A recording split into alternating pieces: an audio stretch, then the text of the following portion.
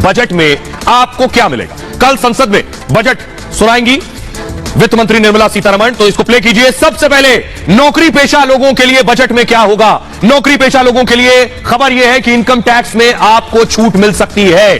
2.5 लाख की जो छूट है वो बढ़ाकर 5 लाख रुपए की जा सकती है। महिलाओं को 10 लाख तक की छूट मिल सकती है इनकम टैक्स में। होम लोन ब्याज पर 5 लाख की छूट संभव है। दूसरी बड़ी खबर, आम आदमी को बजट से क्या मिल सकता है। एलपीजी सस्ती हो सकती है। और आम आदमी के लिए दूसरी अच्छी खबर, आयुष्मान हेल्थ स्कीम का दायरा बढ़ाया जा सकता है, यानी और ज्यादा संख्या में लोगों को यह आयुष्मान भारत योजना के अंतर्गत लाया जा सकता है। अगली बड़ी खबर, किसानों को बजट में क्या मिल सकता है। किसान सम्मान निधि की रकम बढ़ सकती है। सबसे बड़ी खबर कल की यह हो सकती है। 6,000 रुपए अभी जो मिलता है सालाना, वो 6 से बढ़ाकर 9,000 रुपए सालाना किया जा सकता है। 11 करोड़ से ज्यादा किसानों को इसका लाभ मिला है। और खेती के उपकरणों मशीनों में टैक्स छूट संभव, यानी खेती किसानी के उपकरण सस्ते हो सकते हैं। खेती के उपकरणों मशीनों पर टैक्स छूट मिल सकती है। मूव कीजिए से आगे।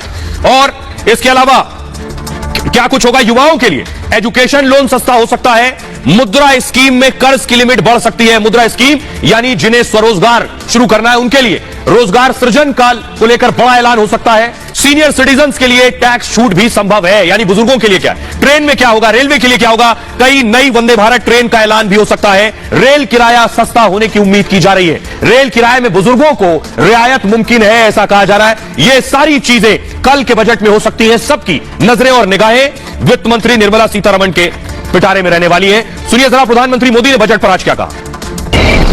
आज के वैश्विक परिस्थिति में भारत के बजट की तरफ न सिर्फ भारत का लेकिन पूरे विश्व का ध्यान है।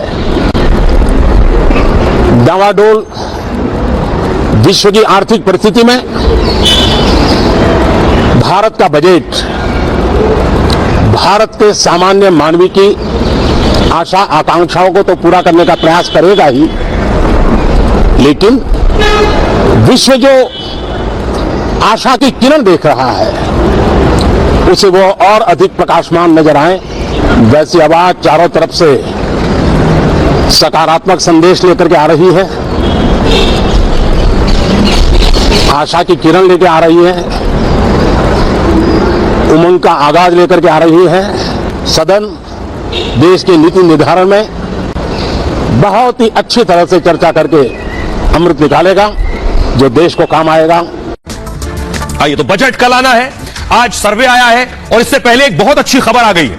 अच्छी खबर जो सीधे आपकी जेब से भी जुड़ी हुई है। ये मैं क्यों कह रहा हूं, ये मैं आपको बताने जा रहा हूं कि आईएमएफ की रिपोर्ट आई है। आईएमएफ क्या है ये आपको बताऊंगा, लेकिन पहले रिपोर्ट जो खुशखबरी लेकर आई है वो देखिए जरा। आईएमएफ की रिपोर्ट कह रही है कि भारत दुनिया की सबसे तेज अर्थव्यवस्था है। भारत 2023 में 6.1% की जीडीपी से तेजी से आगे बढ़ेगी। अनुमान भारत का इससे ज्यादा है। आईएमएफ बेशक कम लगा रही है, लेकिन उसमें भी हम सबसे आगे हैं। देखिए जरा, अमेरिका 1.4% अर्थव्यवस्था 2023 की में बढ़ेगी। Germany 0.1%, Bharat 6.1%, France 0.7%, Italy 0.6%।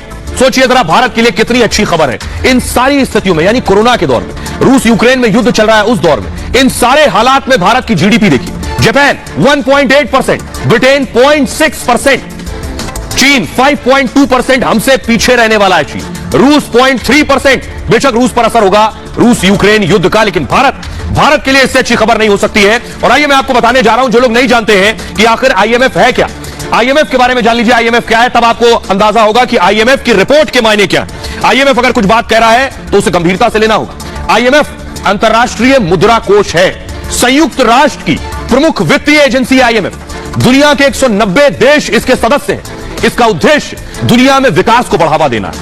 सदस्य राष्ट्रों की आर्थिक स्थिति पर यह नजर रखती है और देशों की आर्थिक तकनीकी सहायता भी प्रदान करती है। आर्थिक विकास को सुगम बनाने में सहयोग देती है। अंतर्राष्ट्रीय व्यापार को सुविधाजनक बनाने का काम करती है। दुनिया में गरीबी को कम करने के लिए भी काम करती है। ये जरूरत पड़ने पर देशों को कर्ज भी उपलब्ध कराती है, संकट में फंसे देशों की मदद करती है। अब आईएमएफ के बारे में समझिए कि पाकिस्तान हाथ फैलाकर भीख मांग रहा है आईएमएफ से कि कर्ज दे दो।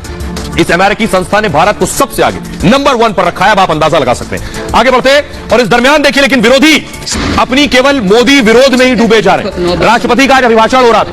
आपको जानकर ताज्जुब होगा कि राष्ट्रपति का अभिभाषण दोनों सदन के लोग, राज्यसभा और लोकसभा दोनों सदनों के सदस्य सांसद सेंट्रल हॉल में एक साथ बैठते हैं तब सुनते हैं। इसका कोई बॉयकॉट नहीं करता है। लेकिन सियासत में इस हद तक डूब चुकी पार्टियां, खासतौर पर आपको बताऊंगा वो पार्टियां जिन्होंने विरोध किया है, जिन्होंने राष्ट्रपति के अभिभाषण का भी बॉयकॉट किया और राष्ट्रपति के अभिभाषण को सुनने के बजाय संसद से बाहर निकलकर चले गए। अब आपको अंदाजा लगेगा कि आखिर हुआ क्या। देखिए जरा, राष्ट्रपति का अभिभाषण चल रहा था, केजरीवाल और केसीआर की पार्टी ने इसका भी बहिष्कार कर दिया। अभिभाषण का बहिष्कार करके सदन से बाहर चले गए। आम आदमी पार्टी ने कहा कि राष्ट्रपति का जो अभिभाषण है वो झूठा है, मोदी सरकार के झूठे वादों का पुलिंदा है, मोदी सरकार हर मोर्चे पर फेल साबित हुई है। और केसीआर की पार्टी बीआरएस के सांसदों ने विरोध जताया। सदन की एक मर्यादा होती है, आपको सरकार से आपत्ति हो सकती है, लेकिन राष्ट्रपति का सम्मान रखते हुए राष्ट्रपति के अभिभाषण को सुनना और सदन में मौजूद रहना पहला दिन बजट सत्र का। उसके बाद यह रुख बीजेपी ने आम आदमी पार्टी और बीआरएस को घेरा है। विपक्ष विरोध की मर्यादा भूल गया है। विरोध की भी एक सीमा होती है। बजट